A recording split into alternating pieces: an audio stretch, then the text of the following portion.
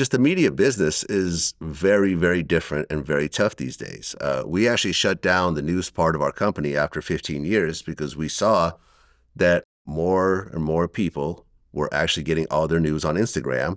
Right there, the video's there, the caption is there. You don't have to click anywhere. You don't have to see any ads. It's all right there for you, and it's all free.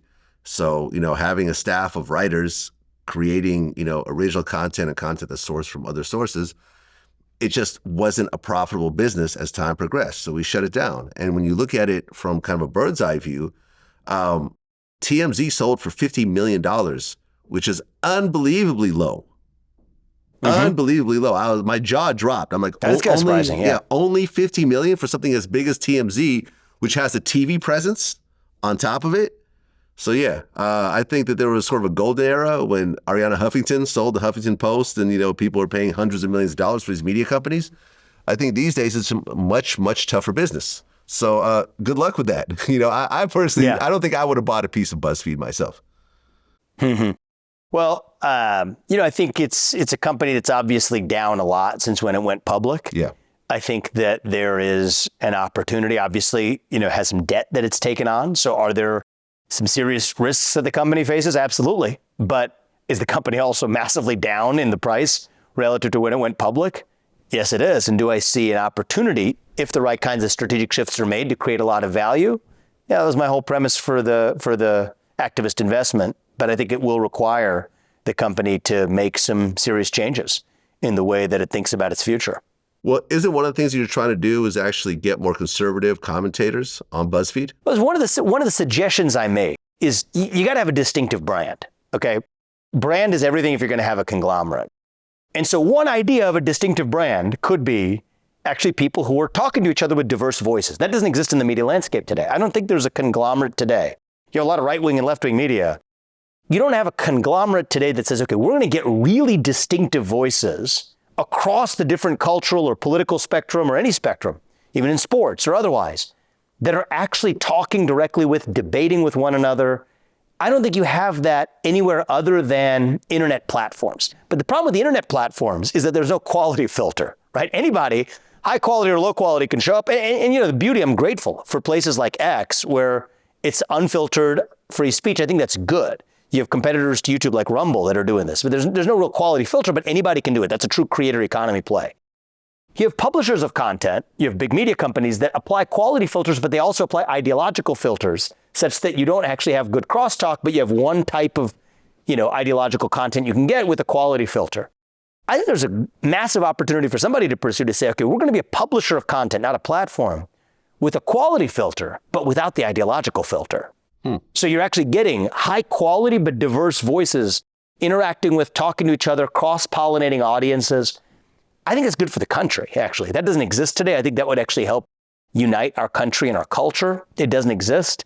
I believe in capitalism and the opportunity for capitalism in the private sector to solve some of the problems that government can't or shouldn't solve. And this is one of those areas where I see that opportunity for sure. Well, I'll check back with you in a year or so to see how your investment is going. Yeah, that'd be fun. Well, I just interviewed Don Lemon. Okay. And I mentioned how, your comments about when he got fired and how, you essentially said, you're happy that he got fired and so forth based on the back and forth that you guys had. And his response was, it's disappointing that someone would celebrate someone losing their job. How nice is that for someone to say that? I don't care who you are. I'm never. I don't agree with that. Yeah, I don't agree with that. That says a lot about his character and who he is. And by the way, technically, I did not get fired. I'm still under contract with CNN. Well, look, I was not celebrating, but what I asked, do I think it was a good thing when you have a host, supposedly of a news program, actually creating a one-sided view of what his audience says? If that's aligned with the mission of your organization, then he'd be a great employee. But if your mission of your organization is to educate your audiences, then I don't think he'd be a good employee. So I don't celebrate anybody. I don't celebrate anything bad individually happening to anybody. But I do think it's a good thing when an organization has a clear mission and then it makes decisions that are aligned with that mission. CNN had hired a new CEO at the time. And their stated purpose was to say that even though they've catered historically to left-wing audiences, that they want to expand the aperture by inviting new viewpoints on. Well, if they invite somebody with a new viewpoint on the show, but you have a host who's working for you, one of your main anchors, supposedly in the name of providing news and educating audiences, that goes out of his way to make sure that that audience does not hear that new view that they supposedly invited on their program, I don't think that was aligned with the direction of the mission of where CNN said they wanted to go. And so they made the decision they had to make. So I think that's actually an example of good executive leadership. If it doesn't align with your mission, then you can't have somebody who's in a senior role at an organization if they're unaligned with your mission. That's what I said. And so I'm not celebrating, something bad. I don't want anything bad to happen to anybody in their own life. I would love for every person to live the most fulfilling and flourishing vision of what their own journey is. But if you're in an organization where your behaviors clash with what the stated mission of that organization is, then there's got to be a change. As it relates to his next phase of his career, I wish him nothing but the best. And I also think that here's what's true about all of us as human beings. It's probably true of you and me, and it's probably true of Don Lemon, is that we all evolve as a product of our experiences.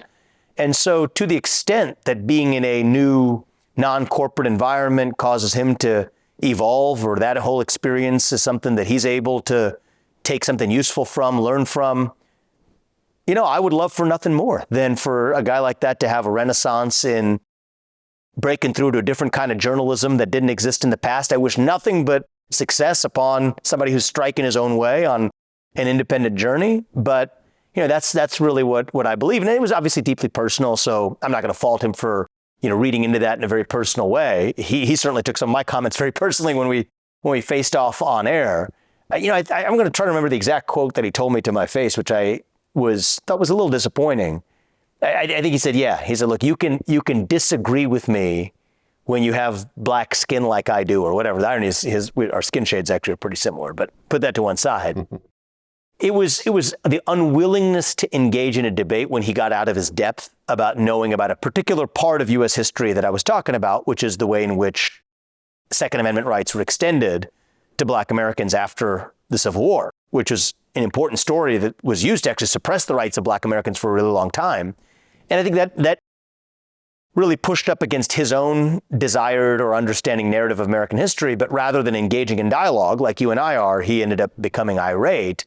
He screamed at his producers in his ear, and it just became, it wasn't a pretty incident. And I think CNN made the decision they had to make after that. But that doesn't mean I wish him poorly or want to dunk on him, or, I think that's one of the things I learned from the campaign too, is I would sooner, and I'm not saying this to just, promote my book or whatever, but I'm launching the book this week, but it's also why I wrote the book, is in the presidential campaign, I had some experiences where we had some definite confrontations with people on the left or others who would disagree with me. And sometimes if it's a high profile figure, you are in a little bit of a battle and you got to defeat them. And a few times I did do that. And maybe that happened in my interaction with Don Lemon. But my favorite interactions weren't those, actually. My favorite interactions were where we were actually where I was able to disagree but engage with people who we were able to persuade in some way. And occasionally it would happen the other way, where at least it would open my eyes to a perspective that I didn't have before I visited the south side of Chicago or went to Kensington in the inner city of Philadelphia, both of which I did during my campaign as well. And that's, I think, our country at its best. And so that's certainly the best parts of the presidential campaign that I ran last year. Those are some of my best memories. It's also what I'm hoping to achieve with this book, is I don't want this book to just be read by a bunch of conservatives who already agree with me. I'd rather this book be read by people who may disagree, or at least think they disagree with what a lot of my views are, but read it anyway. And one of the things I hope people realize when they read this is I went out of my way, at least did my very best, to make sure we're articulating the best arguments for the other side. Not some straw man argument that you can dunk on, but like actually the best possible argument for the other side. Like when you and I talked about the chapter on God, I'm quoting some of the atheists who I respect the most for their arguments against the existence of God. On the climate change chapter, we go into depth on looking at the temperature data, and where I land is global surface temperatures are going up, but there's a different question we got to be asking. So that's something I try to do. Actually, even in the chapter about transgender ideology and the There Are Two Genders is the title of the chapter, I talk about a relationship my wife and I built over the course of the last year with actually one of the reporters who was following our campaign around. She was a press embed in every campaign has a bunch of press from each network. And it turned out that she was actually somebody who identified as non-binary herself. And the conversations we had on a deeply personal level as we're traveling on a bus across different states in Iowa, different states like Iowa and New Hampshire, That's also something I talk about in this book, is the personal dimensions of some of those experiences as well. And so the goal isn't to defeat, the goal is hopefully to persuade. And I think that's how we get our country back.